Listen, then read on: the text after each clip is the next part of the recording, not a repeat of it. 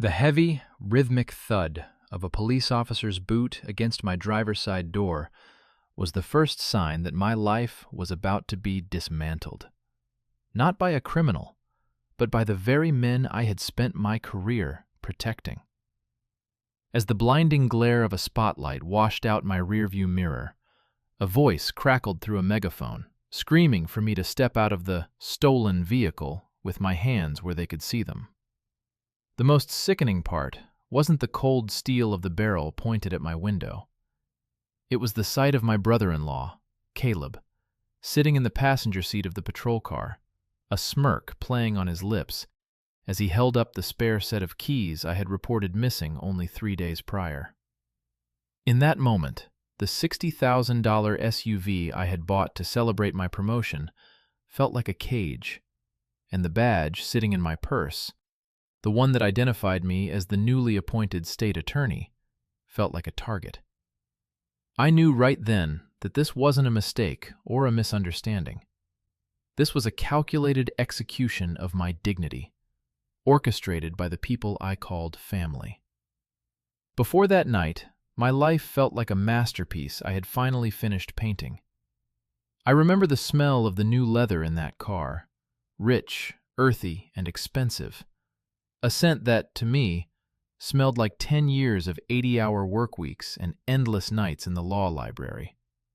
I had grown up in a neighborhood where the police only showed up when someone was already bleeding, and I had fought every inch of the way to ensure I would be the one writing the laws, not being broken by them.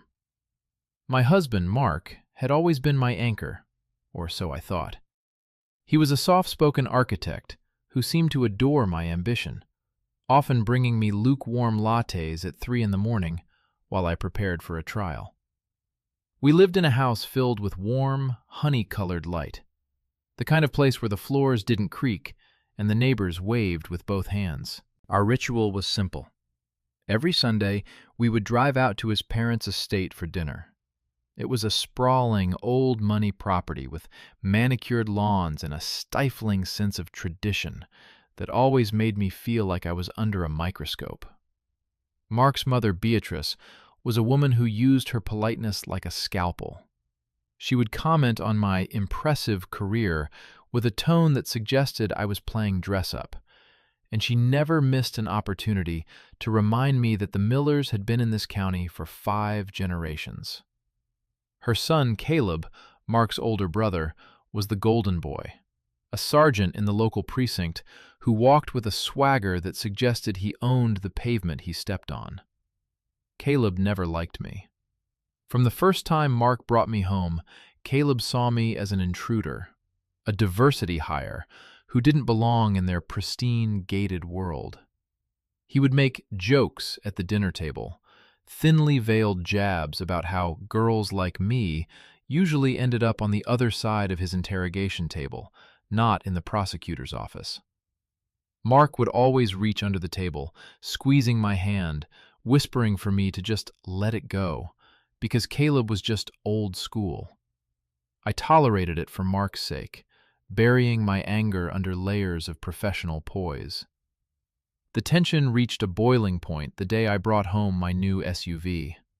It was a sleek, midnight blue powerhouse, a symbol of my independence and my new status as state attorney. When we pulled into the Miller's driveway for our weekly dinner, the air seemed to thin. Beatrice stood on the porch, her eyes raking over the car's polished chrome with a look of pure disdain. "Quite a flashy choice, Elena," she remarked, not even looking me in the eye as she handed me a glass of iced tea. "In this town, people might get the wrong idea about how a woman in your position affords such luxuries." "I afford it by winning cases, Beatrice," I replied, my voice steady despite the prickle of heat in my chest. Caleb walked around the car, running a finger along the hood. "Beautiful machine," he muttered, his eyes dark. "Be a shame if something happened to it. You know, these high-end models are high theft targets. You should be careful where you park it, especially in the parts of town you probably still frequent." I didn't think much of it when I couldn't find my spare key 2 days later. I assumed I had dropped it in the office parking lot or left it on the kitchen counter. I asked Mark if he had seen it, and he had just shrugged, his eyes glued to his laptop. "You're always losing things when you're stressed, Elle. It'll turn up," he had said, his voice unusually flat. Looking back, the signs were all there. The way Mark started taking private calls in the bathroom. The way Caleb started showing up at our house unannounced, just to check on his little brother. The way Beatrice suddenly became very interested in my work schedule, asking exactly what time I'd be leaving the office on Thursday night to attend the charity gala. That Thursday was supposed to be the pinnacle of my career. I was the keynote speaker. I had spent hours on my hair and makeup, wearing a dress that cost more than my first car. I felt powerful. I felt untouchable. As I pulled out of the office parking garage at 11 p.m., the streets were quiet, coated in a light mist that made the streetlights glow like ghosts. I was humming a song from the radio, thinking about the glass of wine I'd have with Mark when I got home. Then, the blue and red lights exploded behind me. I pulled over immediately, my heart fluttering with a mix of confusion and annoyance. I figured it was a broken taillight or a minor speeding infraction. I reached for my glove box to grab my registration, but before my fingers could touch the latch, a heavy fist slammed against my driver's window. "Hands on the wheel! Now! Do not move!" The aggression was immediate, visceral. I froze, my breath hitching in my throat. I did exactly as I was told, watching in the side mirror as two officers approached with their weapons drawn. My mind was racing. Was there a mistake? Did I match a description? But then, the cruiser door opened, and Caleb stepped out. He wasn't in his uniform. He was in a leather jacket, looking like he was out for a casual stroll. He leaned against the hood of the police car, crossing his arms, a predatory grin spreading across his face. "Step out of the vehicle, ma'am," the officer at my window barked. "We have a report of a stolen SUV matching this description. The owner reported it taken an hour ago." "I am the owner," I shouted, my voice cracking. "I'm Elena Vance. I'm the state attorney. Check the registration." "We did check it," the officer said, his voice cold and devoid of any professional courtesy. "The vehicle is registered to a Mark Miller, and he just reported that his wife's car was taken by an unauthorized driver." The world tilted. The air in the cabin felt like it was being sucked out. Mark? Mark reported the car stolen? I looked at Caleb, who was now laughing openly, pointing his phone at me as if he were recording a comedy skit. The physical reaction hit me like a physical blow. My stomach lurched. A cold sweat broke out across my collarbone, and for a second, the sound of my own heartbeat was so loud in my ears it drowned out the sirens. My hands, still gripped to the steering wheel, began to shake so violently that the keys rattled in the ignition. This wasn't a traffic stop.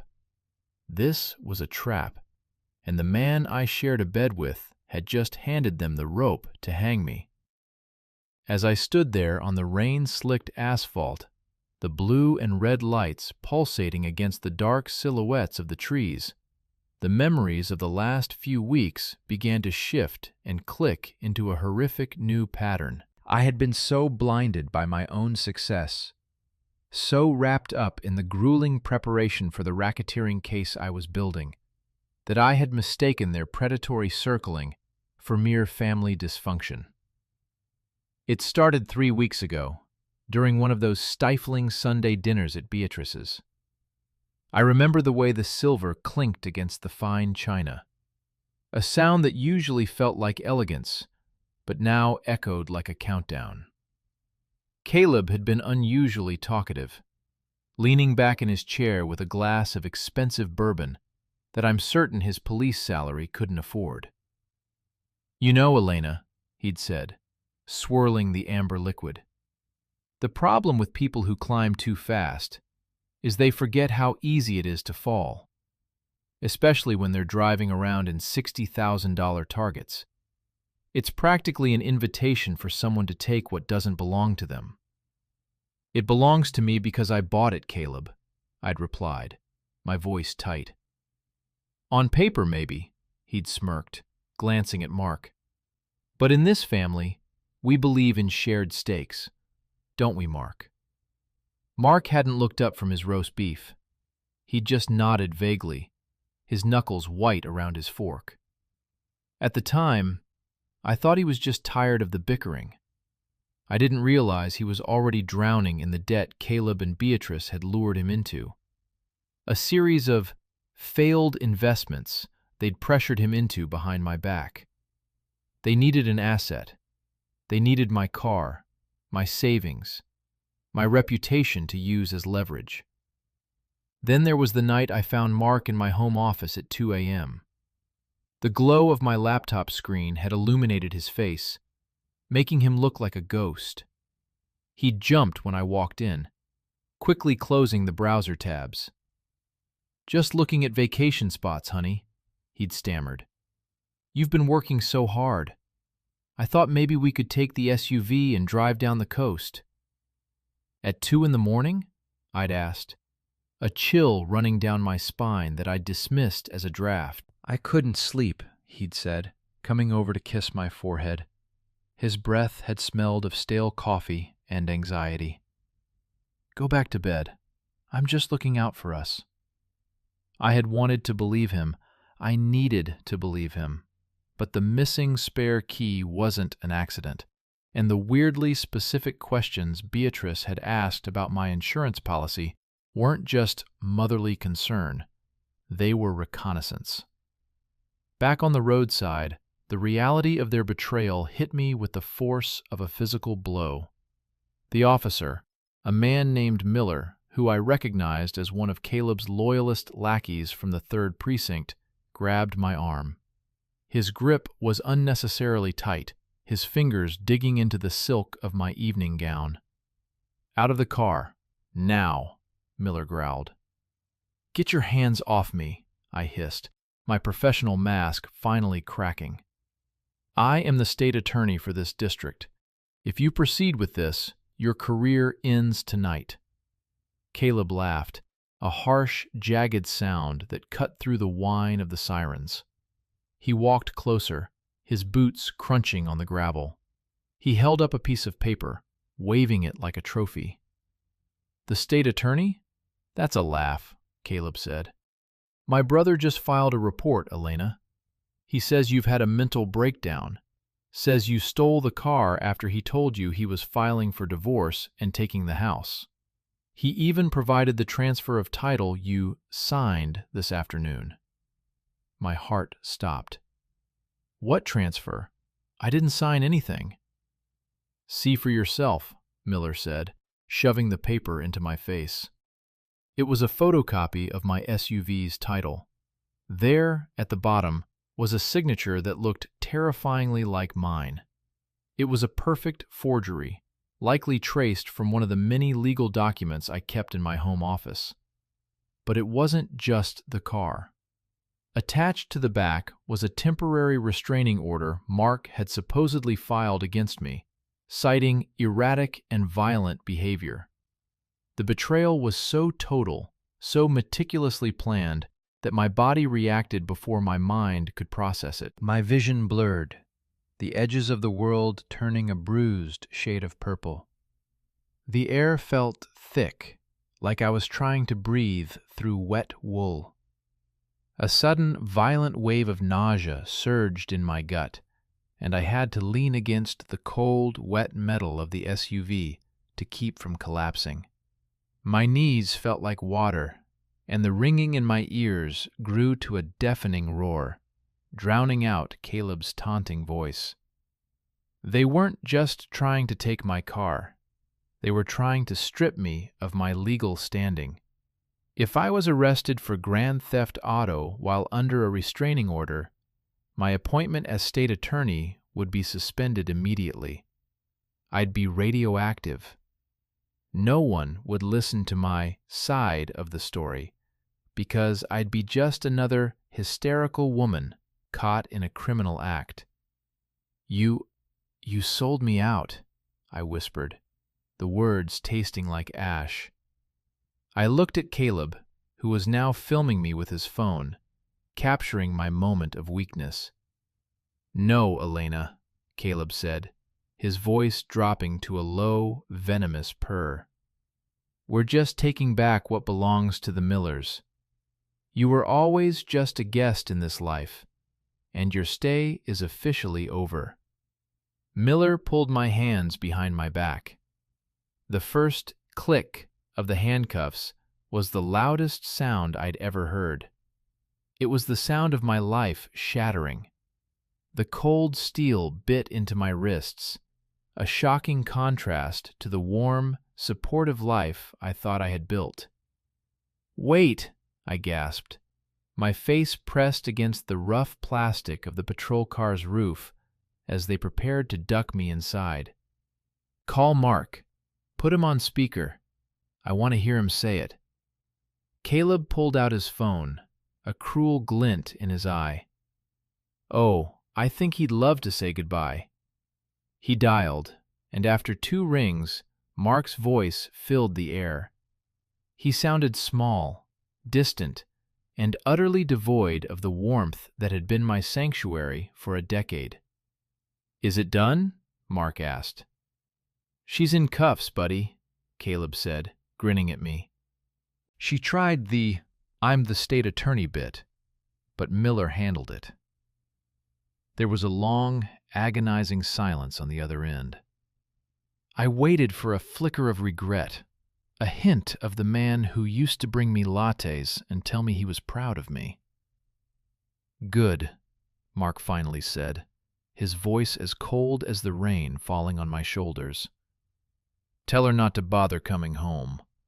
I've already changed the locks. The line went dead. The silence that followed was even worse.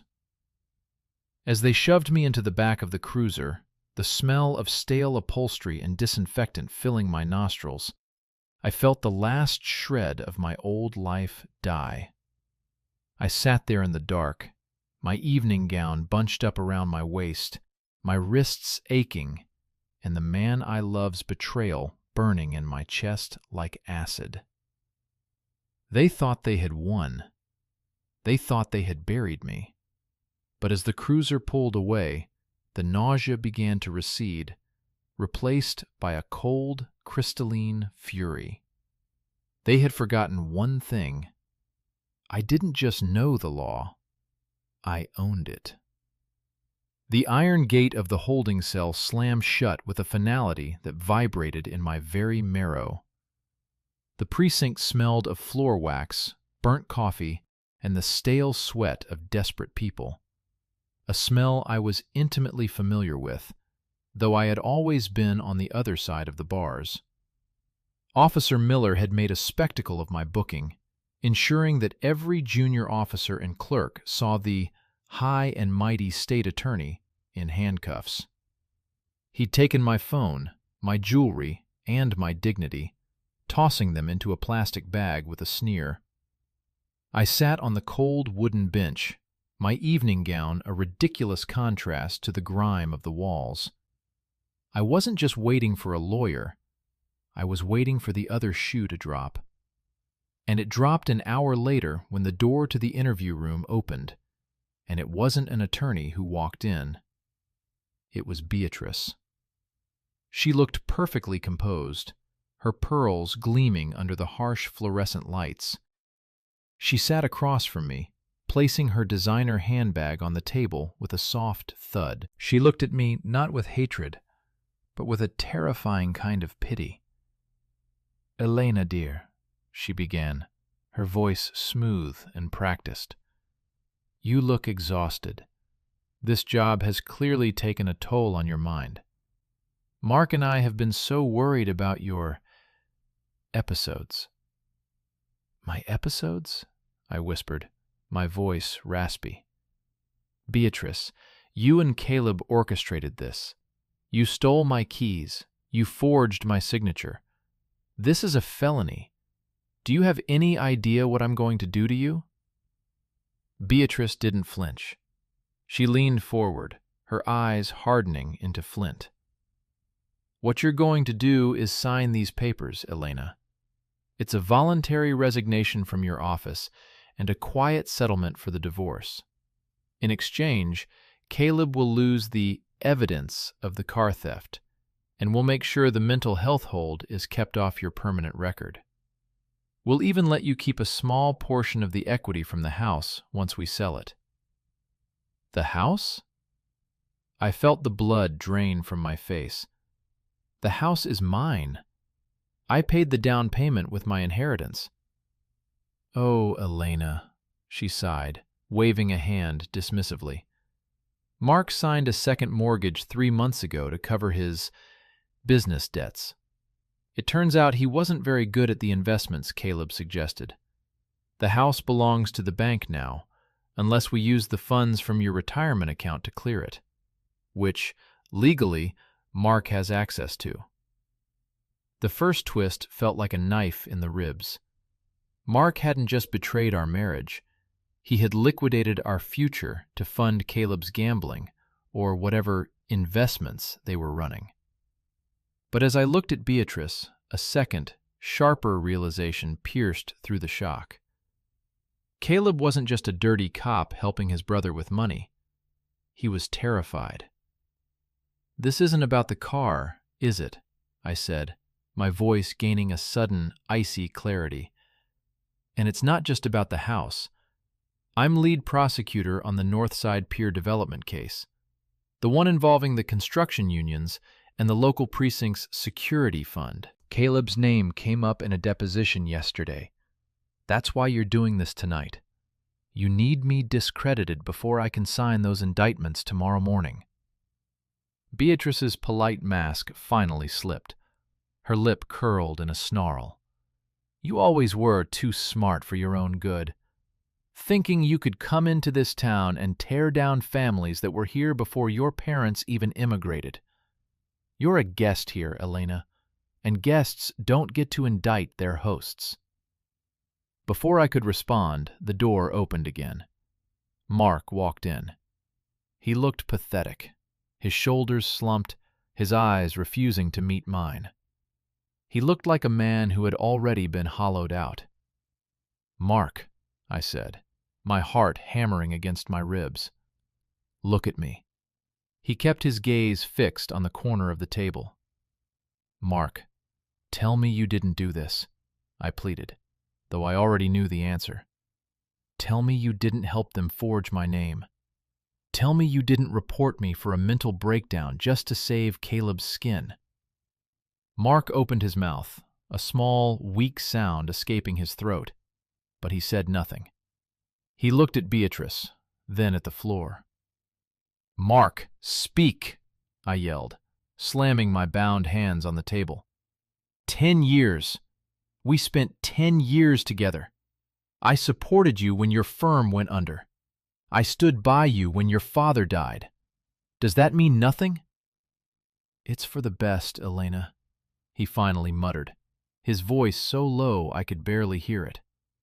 You're too intense. You were going to ruin everything for everyone. Caleb said if I just did this, we could start over. We could move away.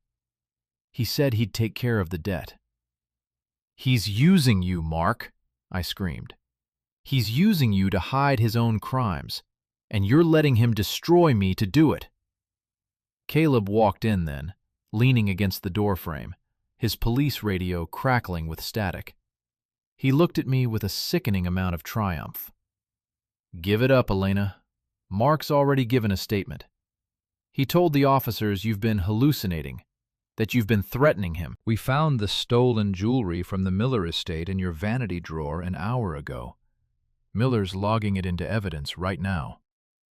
That was the third twist, the final nail. They weren't just accusing me of stealing a car. They were planting evidence to make me a common thief.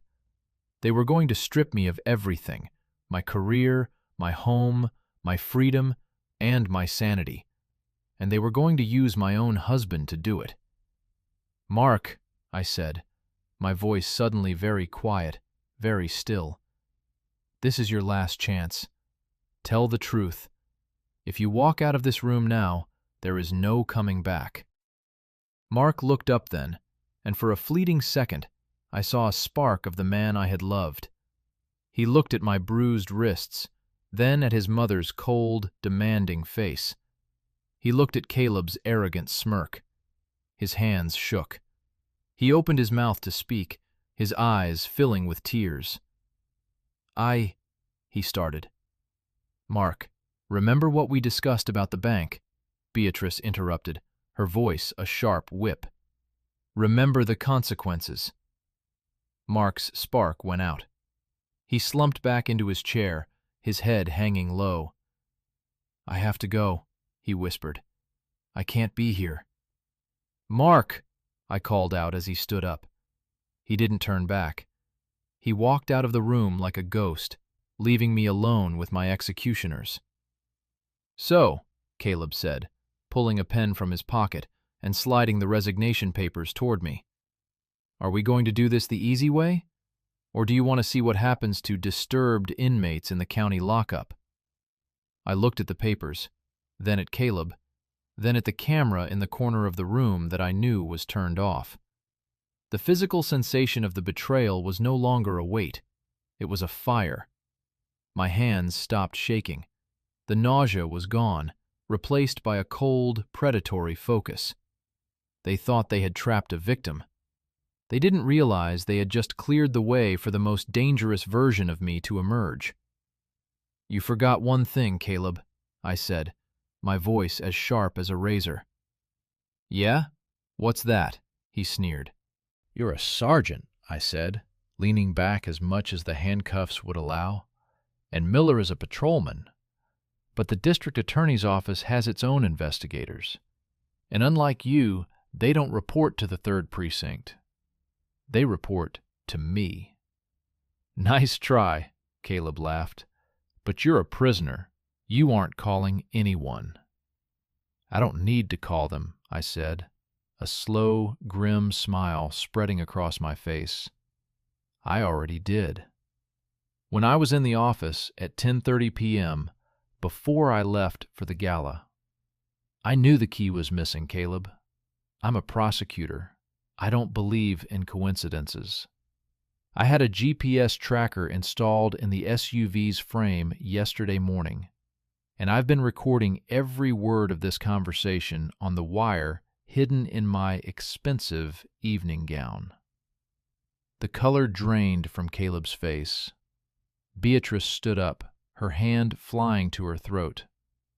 "You're bluffing," Caleb hissed, though his eyes were darting frantically to my dress. "Check the bodice, Caleb," I challenged, my voice dripping with venom. "Go ahead. Reach for it. Let's add sexual assault of a public official to the list of charges."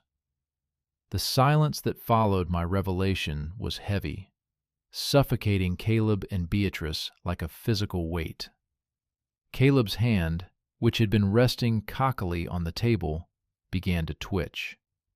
He looked at my dress, at the delicate lace along the neckline, with the expression of a man realizing he had been holding a live grenade.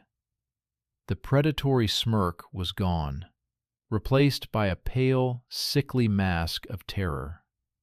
This was the click I had been waiting for, the internal shift where the victim dies and the prosecutor is born. The ice in my veins didn't feel like a burden anymore. It felt like power. "You're lying," Beatrice hissed, though her voice lacked its usual steel. "You were at the gala. You didn't have time to set a trap." "I didn't need much time, Beatrice," I said, my voice dropping to a low, melodic hum. "I've been building the case against the 3rd Precinct's slush fund for 6 months. I knew Caleb was involved. I just didn't realize how desperate he was until my spare key went missing." I didn't go to the gala to give a speech. I went to the gala to give the State Bureau of Investigation a reason to follow me. On cue, the heavy door to the interrogation room didn't just open, it was thrown back with a violent bang. 4 men in suits, led by Detective Sarah Jenkins, my most trusted investigator, stormed in. They weren't local precinct, they were state level, and they didn't look happy. "Sergeant Miller, step away from the prisoner," Sarah commanded, her hand resting firmly on her holster. Caleb scrambled back, his hands held high. "Sarah, wait! This is a family matter. She's mentally unstable. She stole." "We've been listening to the feed for the last 40 minutes, Caleb," Sarah said, her voice dripping with disgust. "We have the recording of you admitting to the forgery. We have the GPS data showing you moving the vehicle. And we have the witness statements from the officers you coerced into making this arrest." As Sarah uncuffed me, the physical relief was secondary to the mental clarity. I stood up, rubbing my bruised wrists, and looked at Beatrice. She was trying to shrink into her chair, her pearls no longer looking like a symbol of status, but like a noose. "The house is being searched as we speak, Beatrice," I said, leaning over the table. "My team is recovering the original title documents you hid in your safe. And as for Mark's debt, the bank won't be seizing the house. They'll be cooperating with a criminal investigation into predatory lending and fraud, orchestrated by you and Caleb. You didn't just break the law tonight. You tried to bury the woman who writes it." The retribution was swift and absolute. Within 48 hours, Caleb was stripped of his badge and charged with a litany of felonies, including official misconduct, evidence tampering, and conspiracy. Beatrice, the grand matriarch of the Miller family, found her assets frozen and her reputation vaporized. The old money social circles she prized so much closed their doors to her faster than a bank vault. But the final confrontation was reserved for Mark. He came to my temporary office at the courthouse a week later. He looked like he hadn't slept in days. His clothes were wrinkled, and the soft, boyish charm I had once loved had turned into a haggard, desperate pleading. He sat across from me, the same way he had in that cold interrogation room, but this time I was behind a mahogany desk, flanked by the flags of the state and the law. "Elena, please," he sobbed, his hands shaking on his knees. "They pressured me. They told me we'd lose everything. Caleb said it was the only way to save our future. I didn't want to do it, I swear." I looked at him, and for the first time in 10 years, I felt absolutely nothing. No anger, no longing, not even the sting of betrayal. He was just a small, weak man who had chosen a side, and it wasn't mine. "You told me not to bother coming home, Mark," I said, my voice as level as a horizon line. "You told me you'd change the locks. You sat there and watched your brother and mother try to put me in a psychiatric ward for a car you knew wasn't stolen. I can make it up to you. I'll testify against them. I'll tell them everything Beatrice did." "You already are testifying, Mark," I said, sliding a subpoena across the desk. "But not to save us, to save yourself. And even then, it won't be enough. I've already filed for an annulment based on fraud. I'm not taking a dime of your inheritance, but I'm taking the house, the car, and every single memory of you that doesn't involve a courtroom." "Elena, please. I love you." "No," I said, standing up to signal the end of the meeting. "You loved the security I provided. You loved the status my job gave you. But you never loved me. Because if you did, you would have known that I am the last person in this county you should ever try to play." I watched him being escorted out by security, his pathetic pleas echoing down the marble hallway. It was the last time I ever saw him as anything other than a name on a legal brief. 6 months later, I stood on the porch of my house, truly mine now. The morning air was crisp, smelling of pine and the coming autumn. The midnight blue SUV sat in the driveway, its chrome sparkling in the early light. The neighborhood was quiet, the honey-colored light I once loved now feeling more like a dawn than a sunset. The case against Caleb and Beatrice had been a landmark victory, cleansing the local precinct and cementing my role as a reformer.